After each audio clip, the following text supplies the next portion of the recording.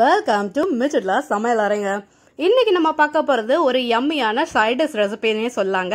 இது உருளைக்கிழங்கு பால்கறி ரெசிபி. இதை எப்படி செய்யறதுன்னு வீடியோக்குள்ள போய் பார்க்கலாம் வாங்க. இன்னும் நீங்க மிச்சிட்லா சமையல் அறை சேனலை சப்ஸ்கிரைப் பண்ணலையா? உடனே ரெட் கலர் பட்டனை கிளிக் பண்ணி சப்ஸ்கிரைப் பண்ணிக்கோங்க. கூடவே இருக்க பெல் ஐக்கானையும் கிளிக் பண்ணிக்கோங்க. உடனுக்குடன் அப்டேட்ஸ் உங்களை தேடி வருங்க. நம்ம இன்னைக்கு பார்க்க போறது உருளைக்கிழங்கு பால்கறி. அதுக்காக உருளைக்கிழங்கு ஒரு 3 பெரிய கிழங்கு எடுத்து சின்ன சின்னதாக கட் பண்ணியிருக்கேன். பிளஸ் இந்த சோயா பீன்ஸ் பயிறு இதை ஒரு நாள் முன்னாடியே நாள் நைட்டே ஊற வச்சுட்டேங்க. இப்போ இதை ரெண்டே வேக வச்சு எடுத்துக்கலாம். இப்போ நான் வேக வச்சு உருளைக்கிழங்கு தோலை சீவி மசிச்சு எடுத்துக்கிட்டேன். பிளஸ் பீன்ஸ் பயிரையும் நல்லா வேக வச்சு எடுத்துக்கிட்டேங்க. ஒரு மிக்சி ஜார் எடுத்துக்கலாம். இதுல 1/4 மூடி தேங்காவை கீத்தா எடுத்திருக்கேன். இது கூடவே 5 சின்ன துண்டு இஞ்சியை சேர்த்திக்கலாம். இது கூடவே 5 பச்சை மிளகாவை சின்ன பச்சை மிளகாவா நான் சேர்த்துக்கிறேன். குழந்தைங்க சாப்பிட்றாங்கிறதுனால நீங்க வேணும்னா பெருசா சேர்த்திக்கலாம். இது கூடவே 1 டேபிள் ஸ்பூன் சோம்பு, 3/4 டேபிள் ஸ்பூன் கசகசா சேர்த்தி இப்ப தண்ணி சேர்த்தி இதை விழுத அரைச்சு எடுத்துட்டு வந்துடுறேன். நம்ம விழுத அரைச்சு எடுத்துட்டு வந்தாச்சுங்க. அடுத்து அடுப்புல ஒரு கடாய் வச்சுக்கலாம். இதுல தேவையான அளவுக்கு எண்ணெய் சேர்த்திக்கலாம்.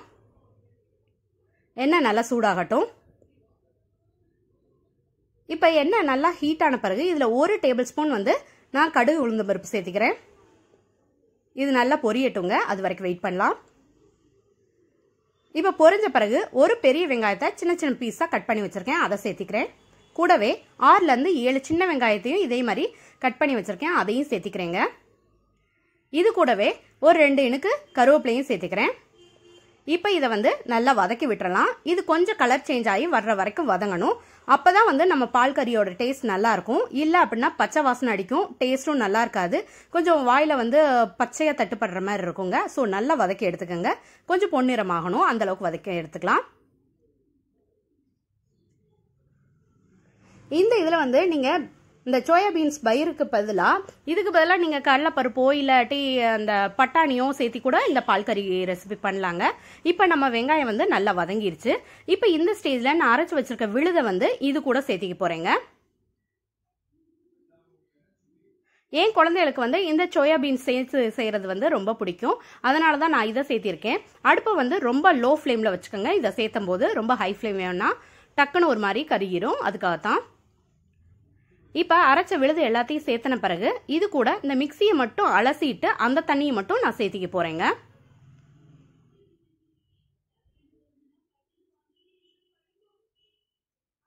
இப்ப இதுல கெட்டியா இருக்கு இல்லையா, அதனால கொஞ்சம் அலசி தண்ணி சேர்த்திக்கலாம். சேர்த்தன பிறகும் கெட்டியா இருந்ததுன்னா மறுபடியும் பார்த்துக்கிட்டு அதுக்கப்புறம் தண்ணி சேர்த்திக்கலாம். ஒட்டு மொத்தமா நிறைய தண்ணி சேர்த்த வேண்டாம். இப்ப மிக்சி ஜார் அலசினதை மட்டும் நான் இதுல சேர்த்திருக்கேன். சேர்த்திட்டு கலந்துட்டு பார்க்கலாங்க. வேணும்னா மறுபடியும் கொஞ்சம் சேர்த்திக்கலாம்.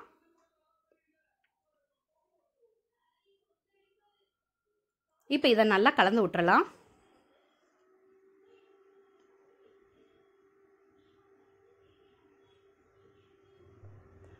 இப்ப இன்னும் கொஞ்சம் கெட்டியாத்தான் இருக்குது. ஸோ நான் இதுல கொஞ்சம் மறுபடியும் தண்ணி சேர்த்திக்க போறேன். கன்சிஸ்டன்சி ரொம்ப கெட்டியா இருக்கிறதுனால கெட்டியா இருந்தா மட்டும் சேர்த்திக்கங்க. இல்லை அப்படின்னா தேவையில்லாம சேர்த்த வேணாங்க. இப்ப இதுல ஒரு 1/2 டம்ளர் வரைக்கும் நான் சேர்த்திக்க போறேன் தண்ணி. நம்ம தண்ணி சேர்த்தன பிறகு இந்த மாதிரி நல்லா கலந்து விட்டுறலாம். நல்லா கலந்து விட்டுட்டு சைட்ஸ் எல்லாம் கொஞ்சம் எடுத்து விட்டுறலாம். எடுத்து விட்டுட்டு இது ஒரு நிமிஷம் வரைக்கும் நல்லா குக் ஆகணும். குக் ஆகி ஒரு கொதியாவது வரணுங்க.